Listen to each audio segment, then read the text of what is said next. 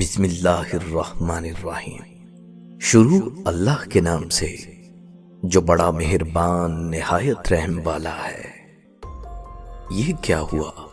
تم تو کہا کرتے تھے ہماری سائنس نے اتنی ترقی کر لی ہے کہ ہم کچھ بھی کر سکتے ہیں، تو یہ ایک چھوٹا سا کیڑا جو نظر بھی نہیں آتا، اس کے خوف سے اپنے آپ کو گھروں میں قید کر لیا۔ یہی ایک چھوٹا سا کیڑا تمہاری موت کی وجہ بن رہا ہے۔ تو کیوں نہ بنے؟ کیونکہ تم اس وقت سو رہے تھے جب پوری دنیا میں اس کے بندے چیخو پکار کر رہے تھے، مدد مانگ رہے تھے۔ کشمیر کو آدھے سے زیادہ سال ہونے والا ہے، وہ گھروں میں بند ہیں۔ آج ساری دنیا بند ہو گئی، آج ساری دنیا اپنے اپنے گھروں میں قید ہے۔ مگر ساری دنیا ہی کیوں؟ وہ اس لیے کیونکہ ساری دنیا تماشائی تھی، ساری دنیا تماشا دیکھ رہی تھی۔ اور وہ چائنا، اس نے مسلمان عورتوں پر نقاب کرنے پر پابندی لگائی تھی اور لمبے کپڑے پہننے پر بازاروں میں کھڑا کر کے مسلمان عورتوں کے آدھے کپڑے کاٹ دیے تھے۔ اب کیوں اپنے آپ کو ایک لفافے کے اندر قید کر لیا؟ اب کیوں ماسک لگاتے ہو؟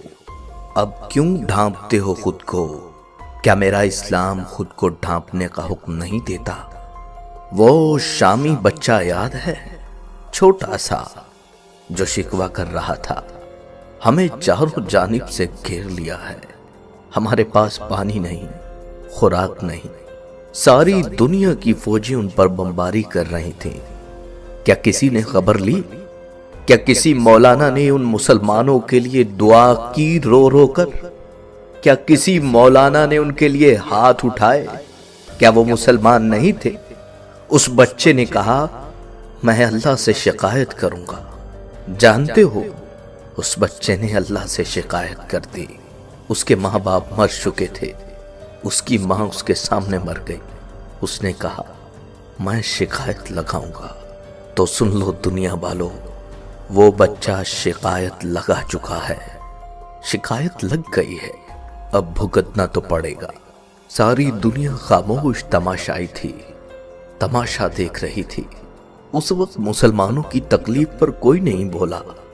برما میں مسلمانوں کو کاٹ کر پھینک دیا، اس وقت کوئی نہیں بولا۔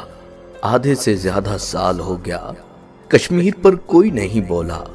جانتے ہو جب خدا کا عذاب آتا ہے تو سب سے زیادہ تماشائی مارے جاتے ہیں، تماشائیوں کی پکڑ ہوتی ہے۔ آج اس عذاب کو مذاق بنا رہے ہو، خدا سے ڈرو۔ اور کہاں ہے وہ جو کچھ دن پہلے نقاب کی بے حرمتی کرتی تھی اور کہا کرتی تھی ہمارا جسم ہماری مرضی، ہم اسے ڈھانپیں یا نہ ڈھانپیں؟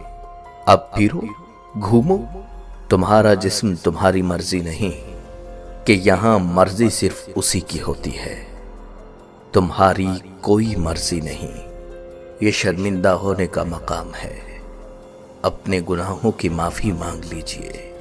آئیے سب مل کر مسلمانوں کے لیے، پوری امت محمدیہ کے لیے دعا مانگتے ہیں کہ اللہ ہمیں اپنے اس عذاب سے بچائے، ہماری خطاؤں کو معاف کر دے، ہماری خطاؤں کو بخش دے، ہمارے گناہوں کو معاف کر دے۔